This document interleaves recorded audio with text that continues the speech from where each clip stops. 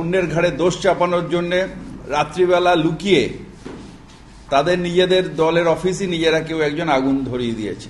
যিনি শুয়েছিলেন তিনিও বলছেন যে আমরা কাউকে দেখিনি, অথচ পার্টি অফিসে আগুন ধরে গেছে।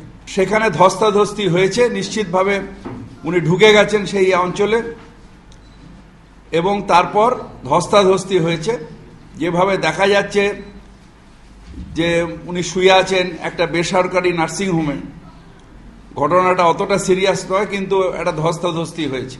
কিন্তু যেভাবে একটা দলের মিটিং চলাকালীন তিনি ঢুকে এলেন আর প্ররোচনা দিলেন, তারপর একটা উত্তেজনা সৃষ্টি করার চেষ্টা করলেন, আর তারপর গিয়ে শুয়ে হসপিটালে নাটক করছেন যে বাংলায় যেন মনে হচ্ছে কোনো আইন শৃঙ্খলা নেই, এটা সম্পূর্ণ মিথ্যে।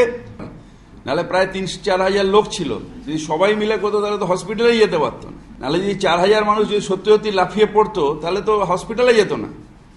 সেখানে কেউ লাফিয়ে পড়েনি, নিজের থেকেই লাফিয়ে এসেছে, আবার লাফিয়ে গিয়ে হাসপাতালে শুয়ে পড়েছে। এবারে যারা এই কথাটা বলছেন আমি তাদের চ্যালেঞ্জ করছি, পশ্চিমবঙ্গ মরে গেছে কেবল তাঁরা বেঁচে আছেন এটা তারা ভাবলেন না? এবার কেউ করে দেখুন না 4 হাজার লোককে নিয়ে। আমি বলছি তো, আমি এক গণ আন্দোলনের লোক।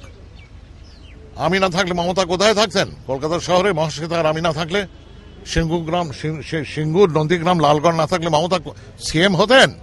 আমি বলছি একটা চেষ্টা হোক না, 4 হাজার লোক রেজ্জাকদার উপরে কবর, ওনা ইন্ডিকেট করছেন উনি কবরে যেতেন।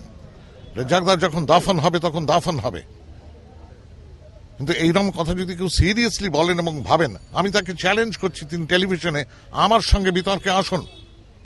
এই ঘটনা তৃণমূল কংগ্রেসকে যে কত পেছনে হটিয়ে দিল এই একটি ঘটনা, এবং সিপিএম যাদের বিরুদ্ধে আমরা দীর্ঘ লড়াই করে জিতলাম সেই সিপিএম কে এগিয়ে দিল মশাই। এটা বোঝার মতন বুদ্ধি বোধহয় ওদের নেই।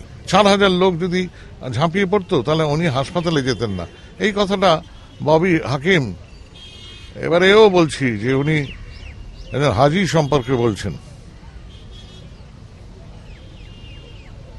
এই কথাটা উনি বলছেন একজন সিনিয়র মানুষ, যিনি হাজি সিনিয়র মানুষ সম্পর্কে করে উনি ভাবছেন উনি সংসদীয় গণতন্ত্র করছেন না।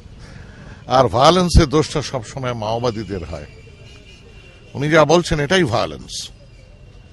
হ্যাঁ, ববি হাকিম যেটা বললেন দিস ইজ ভায়োলেন্স। 4 হাজার লোক থাকলে দেখিয়ে দিতাম দিস ইজ ভায়োলেন্স। বরং উনি যদি বলতেন আরো যদি লোক থাকতো এটা হতো না, তখন বলতাম উনি নন ভায়োলেন্ট লোক। উনি তো ভায়োলেন্স প্রিচ করছেন। এটা অর্বাচীন কোথাকারকে রেজ্জাক মোল্লা সম্পর্কে কেন? রেজ্জাক মোল্লা যদি উনি নাও হতেন, উনি যেন সাধারণ মানুষ হতেন, তাকে মারবে এইভাবে? বর্ষিয়ান মানুষ, সিনিয়র সিটিজেন, সিনিয়র সিটিজেন। উনি প্রাক্তন মন্ত্রী নন, উনি বিধায়ক কিছু নন, সিনিয়র সিটিজেন। এটা কি?